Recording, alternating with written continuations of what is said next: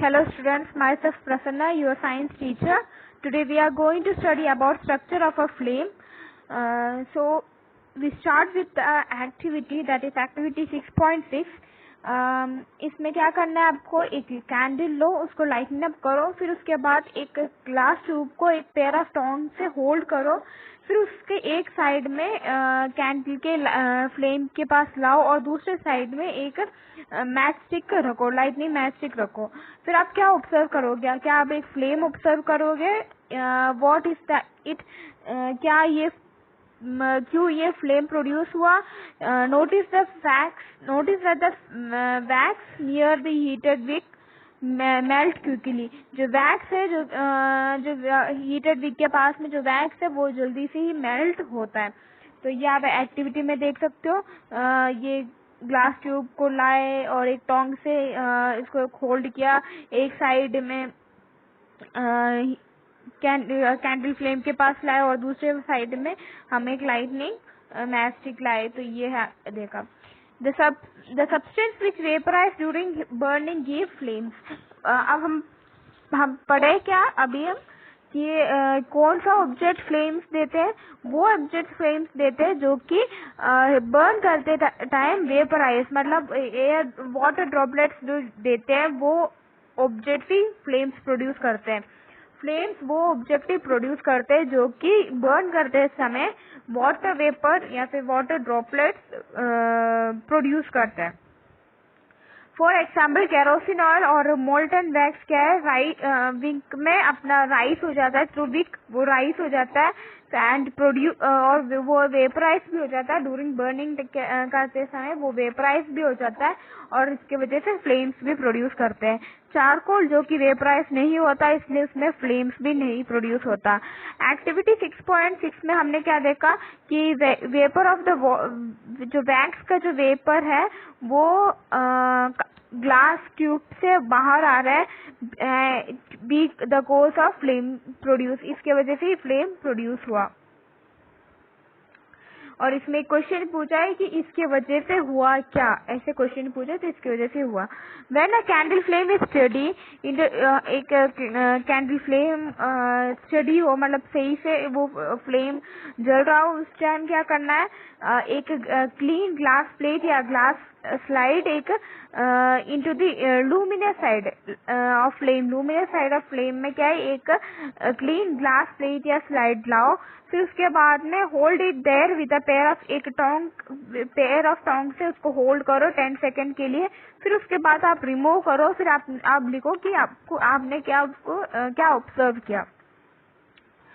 तो आप ऐसे करने, ये एक्टिविटी ये फिगर 6.10 बी में देख सकते हो। आपने ग्लास स्लाइड को होल्ड किया विद अ टोंग और ये कैंडल लाइट में, और फिर उसके बाद में आपने क्या ऑब्जर्व किया, एक ब्लैकिश रिंग फॉर्म हुआ है। और ये क्या इंडिकेट करता है कि एक अनबर्न्ड कार्बन पार्टिकल्स जो उसका डिपोजिशन है जो कि लूमिनस जोन में जो प्रेजेंट है। It indicates the deposition of unburned carbon particles present in the luminous zone of a flame. Luminous zone, flame के luminous zone में जो unburned carbon particles है उसका deposition है, मतलब वो सब इकट्ठे होके मारते हैं। Hold a thin long copper wire just inside the flame for about 30 seconds. 30 seconds के लिए एक thin copper वायर होल्ड करो एक फ्लेम में, ये जो आप फिगर 6.10 सी में जो देख रहे हो। फिर notice the portion of copper wire just outside the flame gets wet. फिर आप क्या ऑब्जर्व करोगे, जो कॉपर वायर है जो कि आउटसाइड द फ्लेम है वो रेड होने लग जाएगा, रेड हॉट होने लग जाएगा। Does it indicate that non-luminous zone of a flame has a high temperature? इससे हमें क्या पता चलता है कि क्या नॉन लूमिनस जोन जो कि फ्लेम का नॉन लूमिनस जोन में हाई टेम्परेचर है। In fact this part of the flame is the hottest part. और सच में ये जो नॉन लूमिनस जोन है फ्लेम का वो ज्यादा हॉटेस्ट होता है। एक फ्लेम में नॉन लूमिनस साइड जो होते हैं, नॉन लूमिनस जोन जो होते हैं फ्लेम का, वो ज्यादा हॉटेस्ट होता है। Goldsmith blow the outermost zone of a flame with a metallic bow blow pipe for melting gold and silver. Gold and silver को मेल्ट करने के लिए गोल्डस्मिथ क्या करते हैं, आउटरमोस्ट सोन, फ्लेम के आउटरमोस्ट सोन में वो ब्लो करते हैं with a metallic blow pipe से वो ब्लो करते हैं। और ये why do they use the outermost है, इसमें क्वेश्चन पूछा है कि गोल्डस्मिथ आउटरमोस्ट सोन में क्यों वो ब्लो करते हैं और दूसरे साइड में क्यों नहीं करते। फिर एक्टिविटी 6.10, ये बहुत ही एक इम्पोर्टेंट डायग्राम है। इसमें लाइट एक फ्लेम का डिफरेंट ये लेबल्स बताए। जो सबसे ऊपर हॉटेस्ट पार्ट है, एक जो सबसे ऊपर है वो सबसे ज्यादा हॉटेस्ट होता है, फिर उसके जो बीच में होता है वो मॉडरेटली हॉट होता है, फिर ये जो सबसे नीचे है वो लीस्ट हॉट है, मतलब बहुत कम हॉट है, फिर उसके बाहर जो है वो आउटर मोस्ट जोन है, फिर उसके बीच में जो मिडिल जोन है, फिर है innermost zone of unburned wax vapours, ये ब्लैक कलर में होगा, और ये मिडिल पार्ट जो है वो येलो कलर में होगा, और ये आउटर मोस्ट जोन है वो ब्लू कलर में होगा। फिर हम पढ़ेंगे what is a fuel. Fuel क्या है? Recall that all the sources of heat energy of domestic and industrial purpose. आप सारे ये सोर्सेस रिकॉल करो जो हीट एंड एनर्जी के लिए सोर्स है, हीट एनर्जी देते हैं फॉर डोमेस्टिक और इंडस्ट्रियल पर्पस के लिए। Purposes are mainly wood. तो हमने पढ़ा था कि हम जो हीट देते हैं, हीट का सोर्स है, हीट एनर्जी का सोर्स है जो कि हम डोमेस्टिक घर में और इंडस्ट्रीज में यूज करते हैं, वो मेनली वुड है, चारकोल है, पेट्रोल है, केरोसिन है, ये सब है। इन सारे सब्सटेंस को हम फ्यूल बोलते हैं। A good fuel is one which is readily available. एक गुड फ्यूल वो है जो कि रेडी है अभी, मतलब हम बहुत ही इजीली अवेलेबल है, रेडीली अवेलेबल है, और चीप भी हो, और it Burns easily in air, जल्दी से एयर में बर्न हो, एट अ मॉडरेट रेट में एयर में बर्न हो, और large amount of heat produce करें, और एक कुछ भी अनडिजायरेबल सब्सटेंस वो मतलब कोई वेस्ट भी ना दे। तो क्वेश्चन भी आ सकता है कि एक गुड फ्यूल हम किसको कहेंगे, तो उसका आंसर है एक गुड फ्यूल हम उसको कहेंगे जो कि रेडीली अवेलेबल हो, चीप हो, और एयर में इजली बर्न हो एट अ मॉडरेट रेट में, और large amount of heat produce करे, और वो कोई कुछ भी वेस्ट वो छोड़े ना। There is probably no fuel that could be considered as an ideal fuel. इसलिए कोई सा भी एक फ्यूल नहीं है जो कि हम गुड फ्यूल या फिर आइडियल फ्यूल माने, मतलब कि कोई सा भी ऐसे एक फ्यूल नहीं है जिनके पास ये सारे कैरेक्टरिस्टिक्स है। we should look for a fuel which fulfills most of the requirement for a particular use। तो हम क्या देखेंगे, एक फ्यूल के बारे में देखेंगे जो कि ज्यादा से ज्यादा सारे रिक्वायरमेंट्स को फुलफिल करे। फ्यूल्स का कॉस्ट में सारे फ्यूल्स का कॉस्ट अलग होता है। सम फ्यूल्स चीपर है और सम क्या है कॉस्टलियर है। और आपके लिए एक एक्टिविटी बताया कि आप एक टेबल 6.3 में जो भी फ्यूल सबको पता है उनको सॉलिड, लिक्विड या गैसियस फ्यूल करके आप डिफरेंशिएट करने के लिए बोला है। 6.7 fuel efficiency. Suppose you were asked to boil a given quantity of water under cow dung, charcoal and LPG as fuel। अगर आपको आप सपोज करो, इमेजिन करो कि आपको एक पानी गर्म करना है किसमें, काउ डंग में, कोल में, या फिर ये LPG गैस में। विच फ्यूल वुड यू प्रेफर, कि आप क्या प्रेफर करोगे, और आप क्या प्रेफर किया उसका रीजन भी बताओ। You may take the help of your parents, आप अपने पेरेंट्स की हेल्प लेना, और do this 3 fuel produces at the same amount of heat. Same amount of heat में आप ये एक्टिविटी एक बार परफॉर्म करके देखा। The amount of heat energy produced on complete combustion of 1 kg of fuel is called its calorific value. Calorific value मतलब कि वो एनर्जी, हीट एनर्जी जो कि रिक्वायर्ड है 1 किलो ऑफ फ्यूल को कंप्लीटली कंबस्ट करने के लिए जितना हीट एनर्जी रिक्वायर्ड है उसको बोलते हैं कैलोरीफिक वैल्यू। कैलोरीफिक वैल्यू मतलब उतना अमाउंट ऑफ हीट एनर्जी जो कि रिक्वायर्ड है प्रोड्यूस्ड ऑन मतलब हीट एनर्जी जो कि प्रोड्यूस हुआ एक केजी ऑफ फ्यूल का फुल कंबशन में कितना हीट एनर्जी प्रोड्यूस हुआ उसको क्या बोलते हैं, कैलोरीफिक वैल्यू। सो इसमें कि ये प्रोड्यूस्ड वर्ड तो बहुत ही इंपॉर्टेंट है, अगर प्रोड्यूस्ड वर्ड नहीं देखा और कुछ और देखा तो वो गलत हो जाएगा, ठीक है। प्रोड्यूस्ड वर्ड मतलब उतना वो हीट एनर्जी जो कि प्रोड्यूस हुआ ऑन कंप्लीट कंबशन, पूरा फुल कंबशन में ऑफ 1 kg फ्यूल का फुल कंबशन में कितना हीट एनर्जी प्रोड्यूस हुआ उसको क्या बोलते हैं, हम कैलोरीफिक वैल्यू बोलते हैं। Calorific value of a fuel को हम एक्सप्रेस किसमें करते हैं, किलो जूल पर केजी में, ये यूनिट में हम एक्सप्रेस करते हैं, किलो जूल पर KG. Calorific value of some fuels are given in table 6.4 में कुछ फ्यूल्स की कैलोरीफिक वैल्यू बताया, जैसे कि काउडंग का, ये वुड का, कोल का, ये सारे फ्यूल का कैलोरीफिक वैल्यू बताया।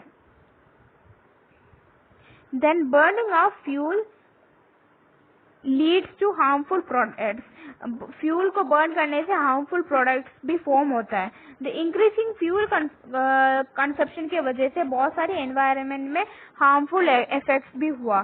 कार्बन फ्यूल्स जैसे कि वुड, कोल, पेट्रोलियम, वो क्या अनबर्न कार्बन पार्टिकल्स रिलीज करते हैं और ये क्या है एनवायरनमेंट के लिए बहुत ही डेंजरस है। इसके वजह से एनवायरनमेंट के लिए भी डेंजरस है और ह्यूमन बीइंग्स के लिए भी डेंजरस है। इसके वजह से रेस्पिरेटरी डिसीजेस आ सकते हैं, जैसे कि अस्थमा आ सकते हैं। जो ये किसके बारे में बताए, कार्बन फ्यूल्स, जो कि जैसे कि वुड, कोल, पेट्रोलियम, इनके वजह से ये बर्न करने में अनबर्न कार्बन पार्टिकल्स रिलीज होता है और इसके वजह से एनवायरनमेंट को भी बहुत सारे डेंजरस इफेक्ट्स है और ह्यूमन बीइंग्स को भी डेंजरस इफेक्ट है। ह्यूमन बीइंग्स को अस्थमा भी आ सकते हैं।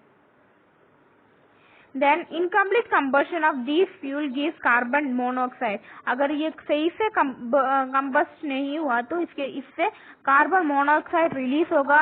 ये एक बहुत ही पॉइजनस गैस है और it is dangerous to burn coal in a close room, इसलिए क्या है कोल को हम क्लोज रूम में बंद कमरे में हम बर्न नहीं करना। The carbon monoxide gas produce can kill, carbon monoxide जो कि प्रोड्यूस हुआ है वो एक पर्सन को भी मार सकते हैं, स्लीपिंग इन दैट रूम, एक पर्सन को भी वो मार सकते हैं जो कि कार्बन मोनोऑक्साइड फॉर्म हुआ ये कोल को अनबर्न इनकम्प्लीट कंबशन से, ये जो कोल बर्न हुआ इसके वजह से। Combustion of most fuels releases carbon dioxide, most fuel के कंबशन में क्या कार्बन डाइऑक्साइड एनवायरनमेंट में रिलीज होता है।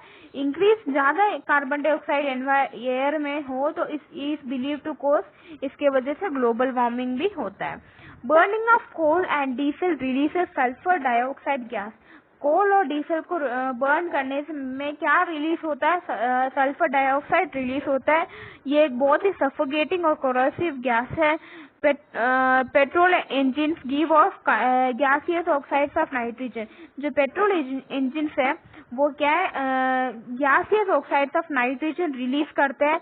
ऑक्साइड पर सल्फर एंड नाइट्रोजन जो कि रेन वाटर में मिक्स होके एसिड रेन भी हो सकता है, मतलब ये सल्फर और नाइट्रोजन का ऑक्साइड या एयर में ही प्रेजेंट होता है, फिर उसके बाद में जब बारिश आता है तो उसके साथ मिक्स होके एसिड रेन प्रोड्यूस कर सकते हैं।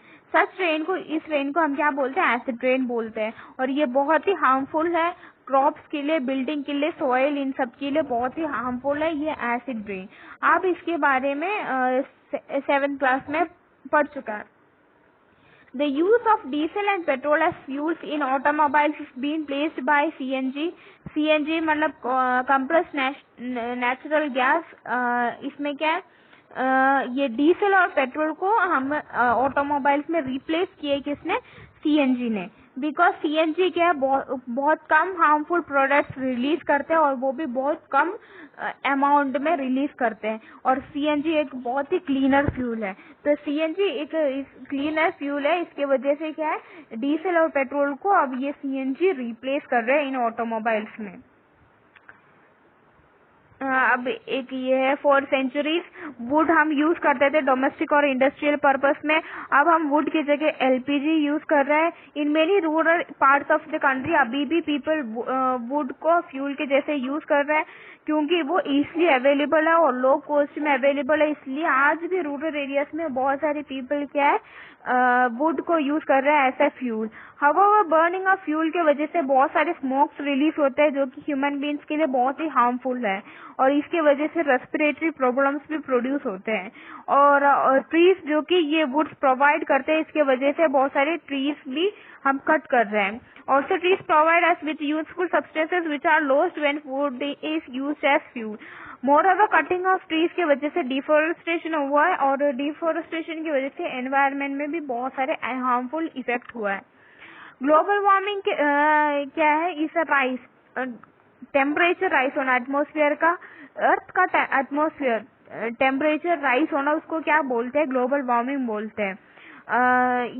ये किस polar glaciers which lead to rise in sea और this result among other things। और ये ग्लोबल वार्मिंग के वजह से पोलर ग्लेशियर्स भी मेल्ट हो जाता है, और पोलर ग्लेशियर्स मेल्ट होने के वजह से सी लेवल राइज हो जाता है, और सी लेवल राइज होने से फ्लड होने लग जाता है। कोस्टल एरियाज में फ्लड्स आने लग जाता है।